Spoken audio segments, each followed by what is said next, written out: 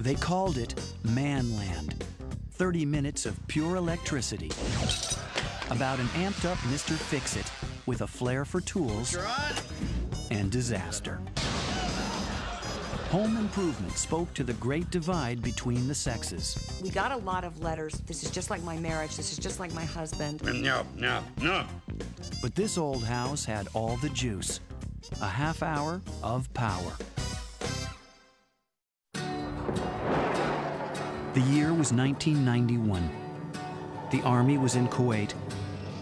The economy was in recession. And all across the U.S., budget-conscious Americans were fixing up rather than trading up their homes. From house to this old house, husbands were tooling up to do battle with wallboard and molding. It was at this time that Disney got a tip on a hot new comedian out of Detroit, Michigan, named Tim Allen. The high school class clown, Tim had cut his comedic chops in college TV projects. This is gonna be perfect. The class. She agrees. We're really hitting it off. Why does that other dude keep looking over here? He had to get his own girl. Quit bothering us. He had done his first stand-up gigs at Detroit's Comedy Castle. You ever wonder how they know that cat food tastes like what's in the box? It says, you know, meal mix introduces the liver and chicken flavor. Seafood buffet flavor. Who's testing this stuff? Tim took what he had seen around the family dinner table and turned it into an act, a celebration of men. It all came together for him in one of his first shows. It was Akron, Ohio. I can't give you the date. It was what I used to think, it was like Scotch and sirloin night at the Goodyear Tire and Rubber Company banquet at a club in Akron. And no one was listening. They were just eating beef and drinking brown liquor. And it was all guys. They said, well, why don't we just talk about what's in our garages? It was at least a pause of the knife through the beef. Huh? And they made that noise. They said, well, we'll talk about garages, but everybody's garage, let's face it, should have a drain in it. Yeah, that's good.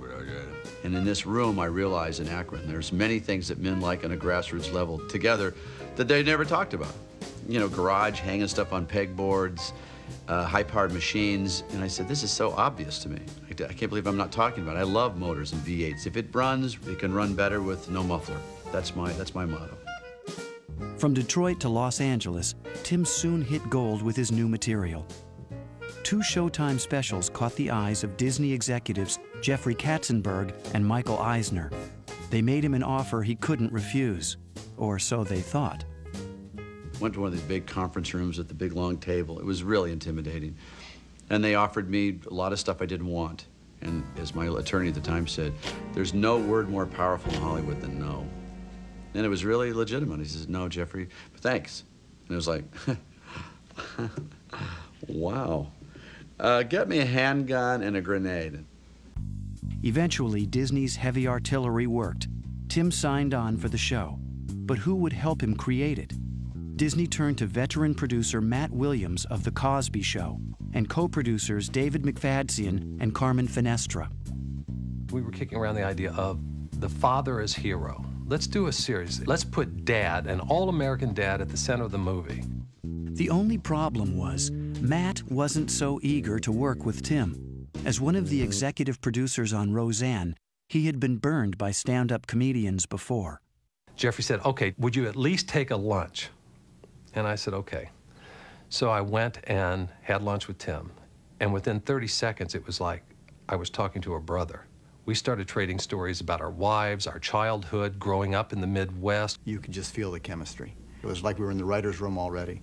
In fact, Matt, walking out of that lunch, turned to me and he said, this will be a top 10 show. There was no question. It had a pulse already. And Tim's point of view dovetailed perfectly with a movement quietly brewing in America, the men's movement. It called for fathers and sons to walk tall, to accept their primal maleness, beating drums and dancing around campfires in the night. Robert Bly's bestseller, Iron John, A Book About Men, would become a sort of research handbook for the writers. Iron John did not inspire the series, but it informed the series. That book said that men, since the Industrial Revolution, are lost. In the agricultural community, you work side by side with Dad. You learned how to be a man by being next to Dad. Well, now Dad's out of the house all day. Dad's away. So who is there to teach you how to be a man? What I think we were doing was simply trying to show how men thought and why men and women have difficulty understanding each other. We actually were sitting in a room one time and asking each other questions like, does your wife do such and so? And we'd go, yeah. And go, why does she do that? I don't know. Women are subtle. They send signals. Men never pick up on the signals. And finally, I forget who it was, but one of us looked at the other one and said, I know what this show's about. Men and women shouldn't live together. It just doesn't work. And then, you know, we all laughed and said, well, okay, what holds them together? And we said, well, let's be radical here and create a functional family on television. And it was a family that loved each other. So that would be the blueprint. Husband, wife, and kids split by two very different ways of looking at the world. All right, I'm gonna let you guys in on a little secret, all right? Women, as we know them, are born without a face. Listen to me. Women are like a Mr. Potato Head. Yes. Tim was trying to raise 3 boys. Yeah, we're gonna dance naked in the woods around a campfire and howl at the moon. And she was trying to domesticate 3 future husbands. So there was always a conflict on how do we raise these kids. No running in the... Brad! Cover the ball with both hands so you don't fumble. Go on. The series had been framed out, but it still lacked one key detail, a show within a show. Tim would be Tim Taylor, the accident-prone host of his own cable TV show, Tool Time. This old house and the whole Bob Vila thing was part of it. I wanted Tool Time to be like this old house on steroids, where everybody hated me. It wasn't a direct ripoff. We didn't want to go and spend every week in a different house talking about molding. So we said, let's contain it, put it in a sound stage, and really make it more about a celebration of power. Of course, the show couldn't be just about routers and drill bits and exploding dishwashers. They had to cast a family. The key was the role of Jill Taylor, Tim's wife. Initially, it did not go to Patricia Richardson. Well, we had cast a woman named Frances Fisher, who was terrific. I mean, came in and did this great audition, and they had great chemistry together and really liked working with each other, and we started rehearsing. But in her scenes with Tim, it seemed like she was pleading not to touch the dishwasher, which Tim wanted to power up. And the audience kind of didn't respond well to it. It was almost felt like they were saying, can you leave her alone? What are you, a wife beater? Come on. So we were sunk. At the last minute, the producers had to scramble for a replacement wife. An actress from a failed 1989 TV series caught their eye. 2 days before we were supposed to shoot the pilot, we saw a tape of Pat in an episode of FM, and we went, wow, this woman is strong and funny and dry and great. We wanted a strong wife. We wanted someone who would challenge him. We wanted someone who would hold him accountable. Pat Richardson is a very strong woman. She's a mother, which really helped. But Pat had a small concern. She had just given birth to twins. You know, I just was coming in going, guys, I'm nursing twins every 2 hours. I cannot start working tomorrow. I mean, they wanted me to work the next day and spend 4 days and go in front of an audience and shoot this thing. She came in, got her script, went through her blocking, and we had our first run through. And it was like, oh my, it was instantaneous. You watched these two and you felt like they had been married for 15 years. Where are you going? Sears Summer Spectacular Sale. You can't go. I've got this job interview. What job interview? Tim, do you ever listen to me? It was the last thing that I said in bed to you last night. No, I believe, if you recall, the last thing you said to me in bed last night was, no!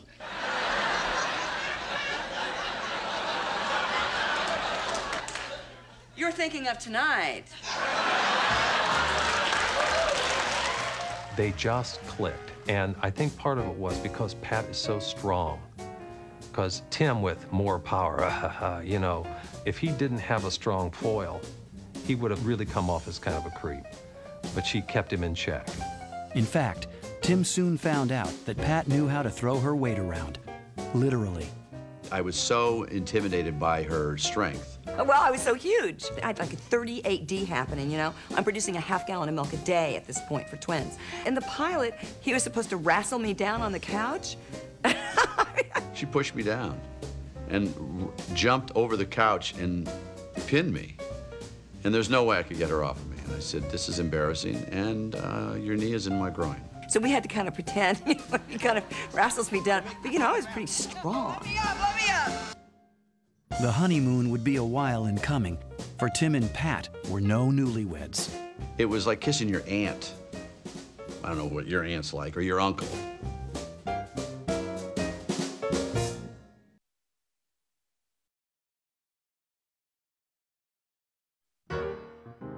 Home Improvement was gearing up for production. It had its 2 leads in place. I like taking things apart and fixing you.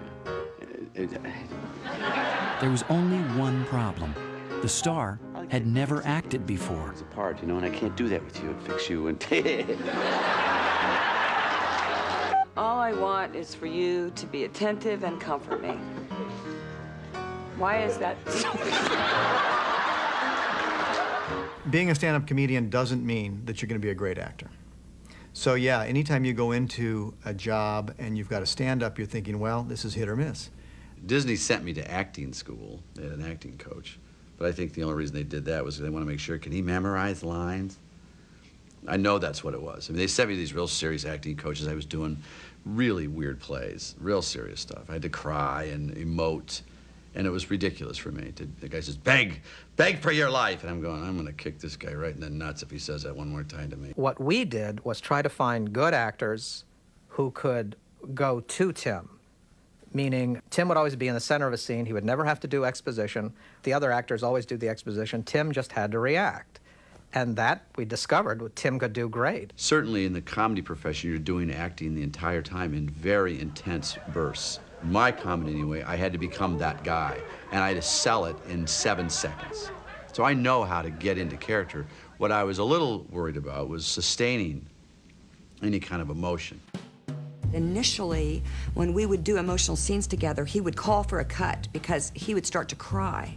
And it would so disturb him that I was crying that he'd be like, wait, stop, she's upset. She scared Tim so badly a couple times in rehearsal that he kind of went, I think she's really mad. I mean, I think she's really, well, Pat's a good actress. I mean, but she would not back down, and she went face to face with him. The one thing Tim couldn't fake was the kissing. The original wife, Mrs. Taylor, was another woman. And she was a fantastic kisser. Not that Pat wasn't, but this first girl they hired, she went after it. And I said, this is going to be a lot of fun. I'm going to like Hollywood a lot. And then poor Tim, you know, he's had this really attractive woman that he's gotten to kiss all week, and he's having a lot of fun. And all of a sudden, you know, she's out of there, and in comes big lactating mother.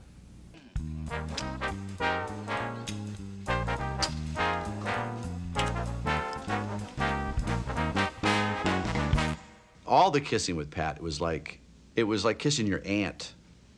It was like this. She goes, Tim, you can't. Number one, it looks horrible. Number two, it's repulsive to feel somebody's lips that tight. To round out the family, Tim and the producers wanted 3 sons to create the ultimate masculine environment. But ABC had a different idea. The network kept saying, oh, you have to have a daughter. And we said no, because we wanted Jill surrounded by this sea of testosterone. It's all boys. She's outnumbered, she's outgunned, she's gonna have to fight twice as hard. So Tim Taylor would get 3 sons to teach the facts of life, how to grunt and flex and fix things around the house. A casting call went out to find the right boys. Casting children, it's always tough. You see hundreds, even thousands of kids to find a handful of them. We wanted Midwestern faces, you know, sort of open faces. The very first person we cast was Jonathan Taylor Thomas. That was a no-brainer. He walked in and just bowled us over. And then we took him to the network, and he sat in the room with 18 adults and wowed them, and so he was in. We said, hire him. Just hire him. You know, it was like, there was no question. Even at the age of 10, Jonathan Taylor Thomas already had 5 years of acting experience. He was an old pro. You realize that this was a young man who could make a line real and funny. And that's very difficult. Are you saying this thing needs more power? Let me open it up. I can make this thing go faster. Well, why don't we just save you the trouble and throw it up against the wall? JT could see through Tim the way a smart little boy can see through his father. So immediately, a lot of making fun of Dad was shifted towards Jonathan because he could, he scored. The character of Randy was a chip off the old block, only smarter. Another young actor who had read for the same part was Zachary Ty Bryan. I remember I originally went in for the role of Randy, and my first meeting was with Debbie Barilski, who was the casting director. And as soon as I walked in, I didn't even start the audition, and she said, "You need to read for Brad. You're more of a Brad." He was just like the all-American kid. You just thought that this kid is right out of a 1950s sitcom. He just looked wholesome and healthy, and he was as outgoing as can be. And when he walked in the room, I remember Matt just tapped me and he said, "This kid should be in the show just because of the look." The sweet, innocent youngest brother would be Mark Taylor, the one who idolized his father, and of course, got picked on by his older brothers. 7-year-old Taryn Noah Smith tried out for the role. He walked into the audition, big grin, beautiful blonde hair, innocent eyes, about 2 feet tall, and we said, "This is the kid." You know what all those sparrows do? Yeah, of course. When we did the pilot, and we did the scene where Tim and he are gonna fix the dishwasher, and Tim sparks and burns himself and starts hopping around, and Taryn just jumps in there and hops around with him, and you got these 2 half-naked men dancing in the kitchen. It was hysterical. The sons were cast. Now it was time to add in more men to the masculine mix, like Wilson, the barely seen next-door neighbor, the Socrates of the suburbs. Tim pitched this notion. He said, my neighbor in Michigan, he said, every time I talk to him, all I see is this much of him. He says he's on the other side of the fence. We go, "Hey, how you doing?" We talk. I wanted a neighbor who we never saw, who was all about a voice and a personality. And really, it was this consciousness of man. That's the, the metaphor I wanted. You never see him. He really was supposed to be just a hat. And we said, okay, let's make him the ultimate mentor, the mentor that the lost child can turn to. Jill doesn't get the job she wants. I tell her not to feel bad. She gets angry. Wilson was all the grandpas and all the great uncles and all the great men in your life rolled into one guy with a master's in psychology and behavioral psych. You see, Tim, by nature, men are problem solvers, but Jill didn't want you to solve her problem. She didn't? No. She just wanted you to listen while she shared her feelings. We had offered this role to somebody else. We had met somebody in casting who was younger than Earl, sort of a wilder-looking guy, more of the wild man. And then a week before the pilot, we got a call from his agent who said, "What do you mean he's behind a fence?" Well, I thought we explained that. No, we don't want to do it. So we're scrambling, and we went through all the lists of actors. We started re-watching casting tapes, and finally somebody said, well, here's this guy in New York, and we popped him in, and we heard his voice. We said, okay, just fly him out. And of course, it was Earl, and he was perfect. Earl Hindman would be the man behind the fence for almost a decade. You really need a great actor to go, I'll stay behind a fence for 8 years. I don't have to be seen. That's very rare for an actor to feel that way. Tim Taylor had a feisty wife, 3 rambunctious sons, and an all-knowing next-door neighbor. All the producers needed was a straight man, a tool-time co-host who could handle Tim's constant jabs. It was modeled on the relationship between Bob Vila and Norm. The whole notion of it was, here is a guy who should have been next in line to run the show, who was co-opted by someone who was more entertaining and more flamboyant. But Al was the expert. Rick Karn had worked in regional theater for years. He came to Los Angeles looking for work, but it was bad driving that got him his big break. I first heard about a show called Home Improvement at traffic school. I was doing a Shakespeare play, and I came home and kind of like rolled through a stop sign and went to traffic school. This is so I wouldn't have to pay that ticket. And I sat next to this woman who was an agent, and over 8 hours, you get to know somebody. And she mentioned these guys that I had said that I had met a couple of years ago. She goes, well, they're doing a new play. So I called David McFadden, and he goes, yeah. And, you know, we would have called you, but you're not really right for anything. There's really nothing for you. But you know what? Come on in. When the producer's initial choice, Stephen Tobolowsky, couldn't make the pilot, they offered Rick a temporary position.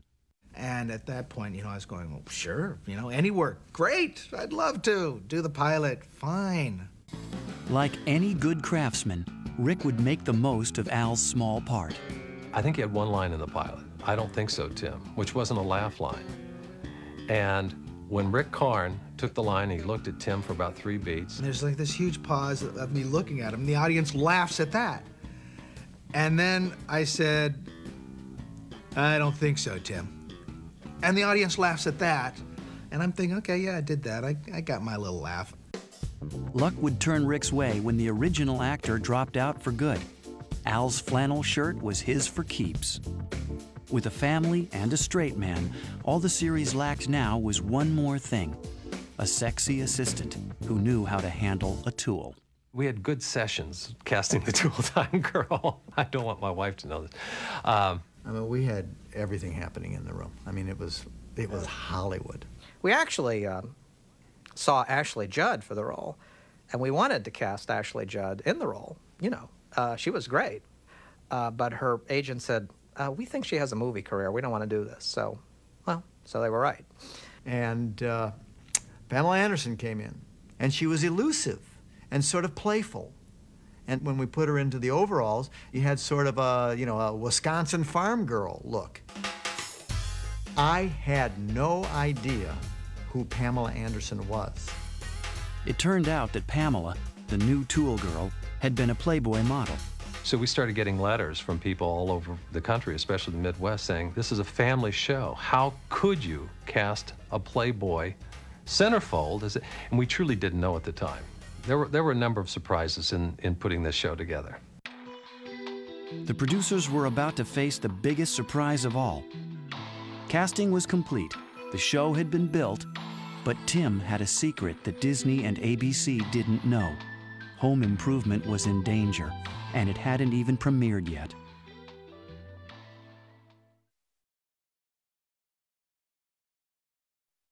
During the summer of 1991, as Disney and ABC eagerly awaited the premiere of their hot new series, Home Improvement, there was a startling development.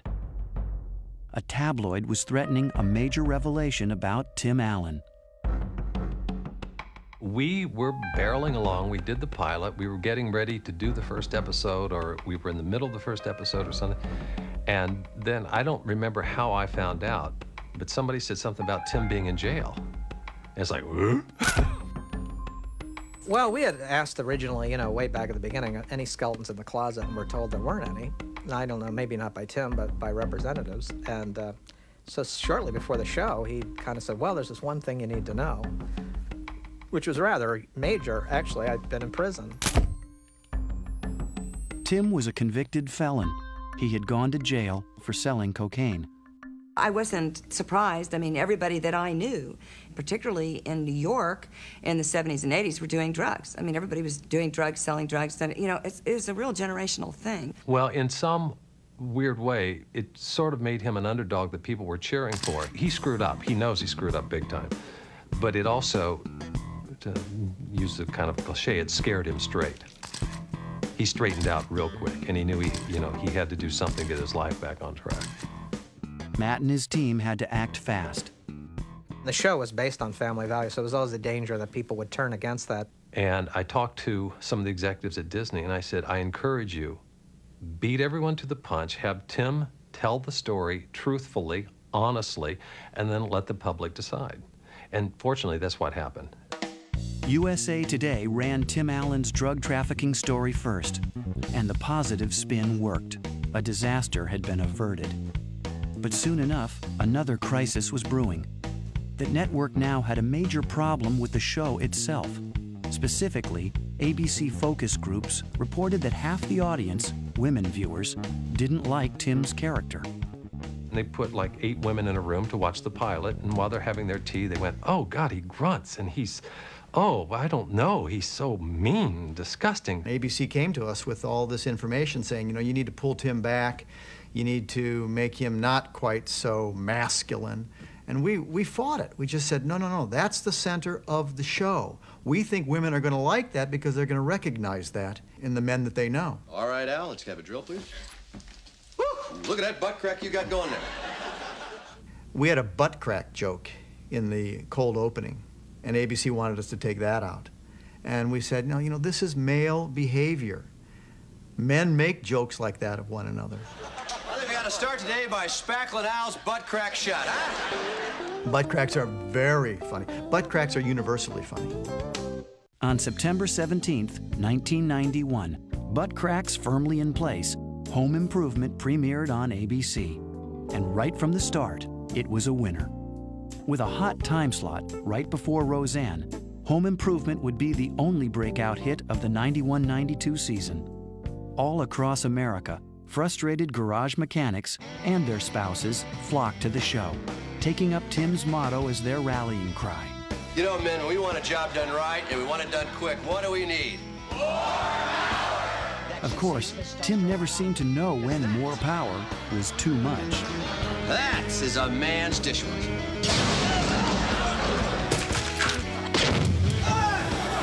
Tim's shtick, his masculine humor, caught on swiftly, especially his trademark grunt. Oh, no. That was all Tim, you know, Tim's ho. Again, when we heard this, I think we all thought, wow, guys are going to be grunting when they see the show, and they did. I mean, people would meet me. Full time, huh?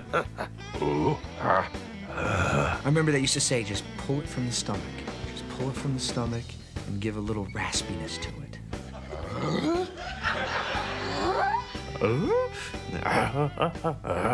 And the funniest part is to hear Pat try to do this, because she was totally inept. Just rinse the dish. The final trademark was visual, the groundbreaking graphic transitions.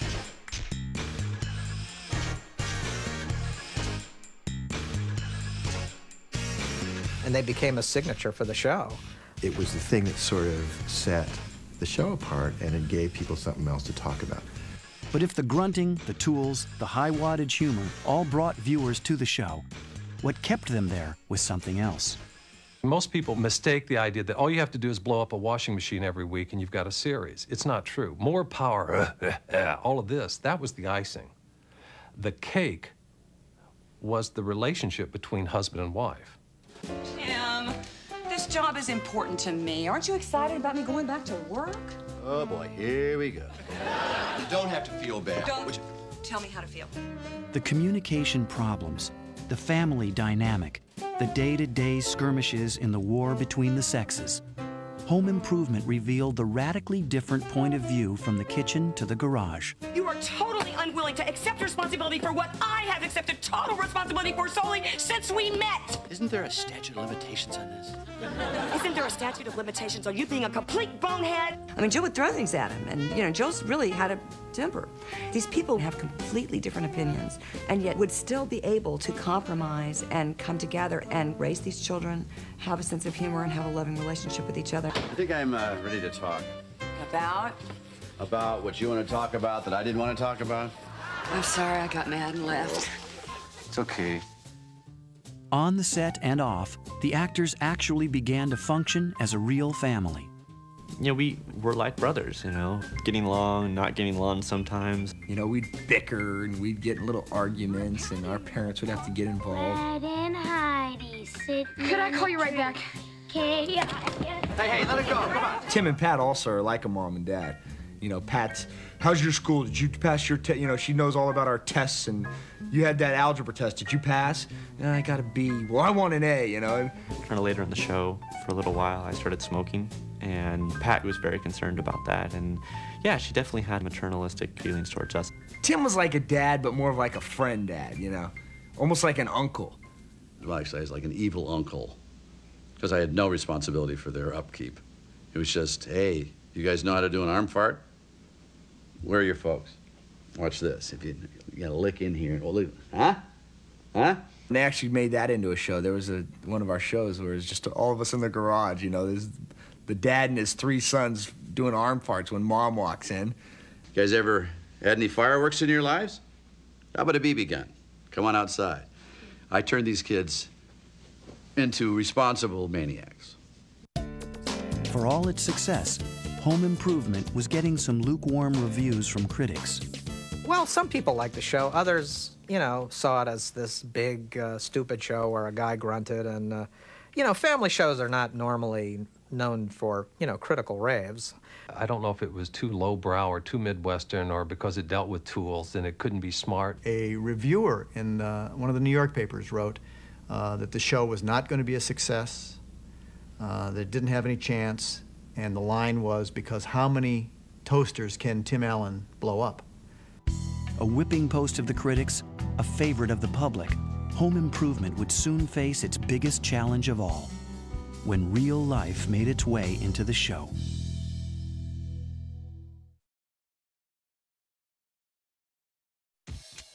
All through the mid-1990s, Home Improvement would be riding high, climbing to the top of the ratings, winning several People's Choice Awards. Tool Time girl Pamela Anderson would leave the show to move on to Baywatch. Debbe Dunning replaced her. Jonathan Taylor Thomas became the series' heartthrob. And the show just rolled on. In fact, it beat Seinfeld so consistently, NBC had to move that show to another night just to give it a chance. With Tim Taylor and his family, America had found a home and moved right in. In fact, the furniture seemed a lot like their own. My initial letters were all things about, it's like you're looking in our windows. It's, how do you know? This is just like my marriage. This is just like my husband.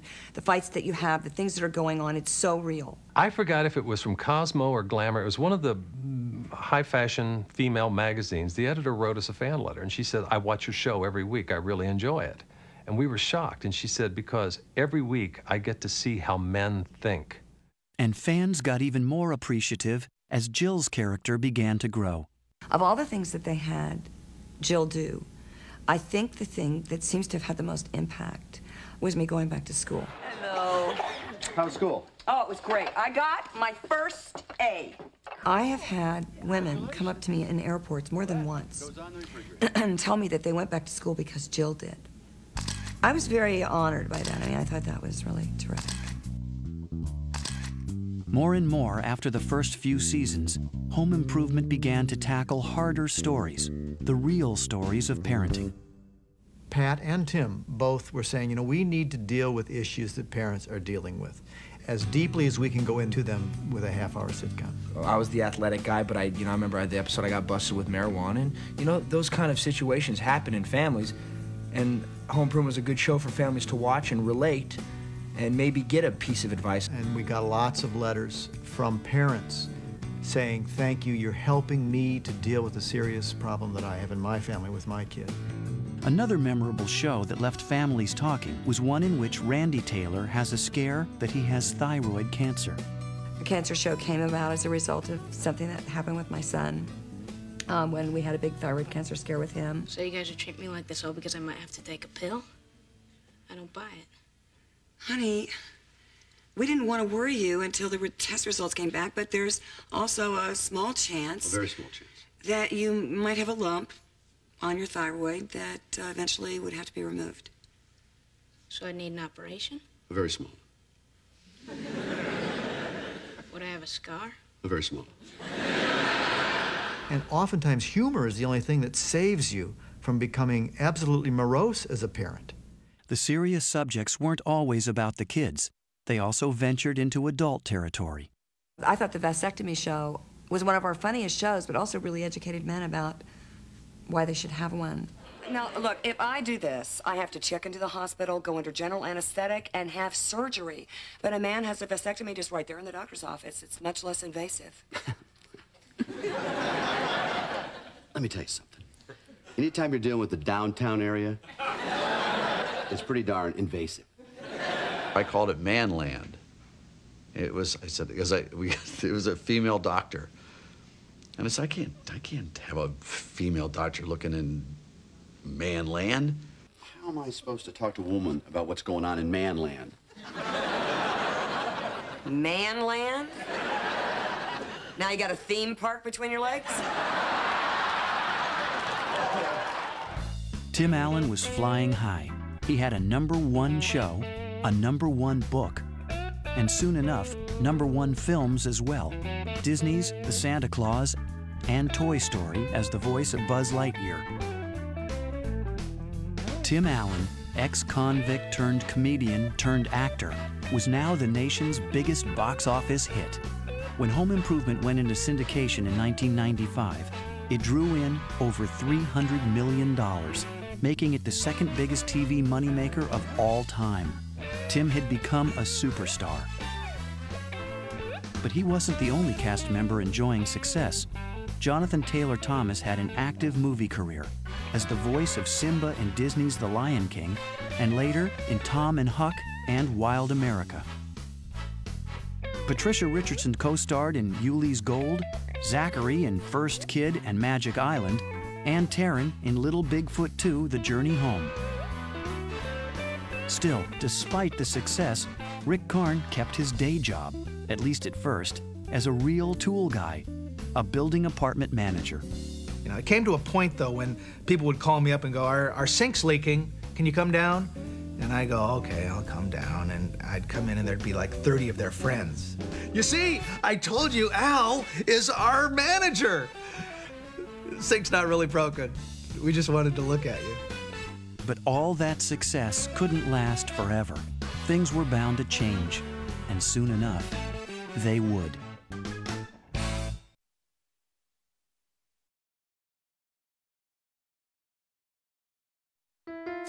In 1998, Home Improvement found itself in its 8th season and running out of steam. The series was beginning to slump in the ratings, and a more unsettling surprise was in store. Jonathan Taylor Thomas announced that he was leaving the show. To the cast, it was a definite shock. It was definitely going to be different. I used to hang out with Jonathan off the set all the time, too. We'd go hang out, go get coffee, we'd go to lunch together. So I wasn't going to have that anymore. It upset Tim, you know, because he felt like, this is a family, you know, how could you do that? We worked so well as a family, and the chemistry was so together with everybody. I got a little nervous, like, I hope it doesn't throw a kink in the dynamic of the show. Then I was having trouble. I was hoping that the audience would buy the fact that, you know, they sent him off to the rainforest to save the rainforest, which I thought was a little far-fetched. Jonathan wanted to pursue other opportunities, an education for one, and he did by heading to Harvard. At the age of 17, Randy was written out of the series. To make matters worse, the show's ratings were now slumping big time. Frasier was pulling in over 15 million viewers, while Home Improvement drew only 10 million. In their heart of hearts, even the stars were getting a little bored with the show. Jonathan Taylor Thomas left, wasn't even doing the 8th year. If we had done the 9th year, Zach was supposed to be graduating and leaving. You know, we would have had to find some excuse to keep him. What are we going to write about? We've done everything. We'd run out of stories and freshness and wanting to be there. Tim and Pat both wanted to end the series. Desperate, the network executives waved money at them, lots of money. $50 million for Tim and $25 million for Patricia to do one final season. I couldn't have gone on because it would have been about for the wrong reasons. Everybody's just staying for the paycheck. I mean, everybody just wants to be there for another year because there's so much money involved by now that everybody just wants to do it for the money, and that's not a reason to do work. Agents live for those kind of moments when you have a hit series and the contract expires with your star. You feel the salivation, there's blood in the water. Yeah, I would have liked to have had the $25 million, you know, but I already made a lot of money from Home Improvement. I made enough to live well the rest of my life without working. I knew I'd want to work anyway. You know, do I need a Learjet? No, I really don't. The home that Tim built would soon be vacant. The final show aired on May 25th, 1999. The last day I was kind of numb. I kind of forced myself to go through, suppress the emotions just to be able to get through it and that type of thing. I know everyone kind of did that, it just wouldn't have gotten anything done if everyone's crying during the taping. I was the only one that cried, did you know that? It had just been such a big part of my life, and I mean, I was just used to every Monday through Friday, every morning getting up at 8 o'clock, going into work, coming home at 5 o'clock, going to soccer practice, coming home, and I was in such a pattern of my life that all of a sudden it was just going to change, I think I was blocking, probably, a lot of that emotion. I had already come to terms with that this was it. This was the end. We weren't sure we were going to get through the last taping, that last episode, because even at the beginning, when Tim came out and started talking to the audience, he started tearing up. All the emotion came out at one moment. I just burst into tears the last show. I have never in my life had such a flood of emotion. I came out and said, hey, this is gonna be all right, We're just gonna do it like every other show. I stood out there for 2 seconds. I went, because we really loved each other. I mean, everybody, the cast, the crew, everything. So, it was just sad to say goodbye to everybody.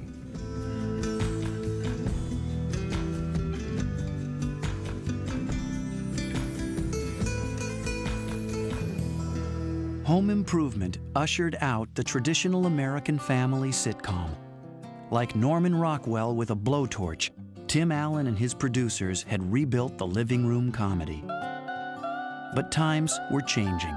A new generation of shows was on the rise. Shows about urban singles, like Friends, Ally McBeal, and Seinfeld. Yet the appeal of the tool-toting TV host, his family, and his 220-volt humor still lingers. I still watch it because I'm a pathetic person.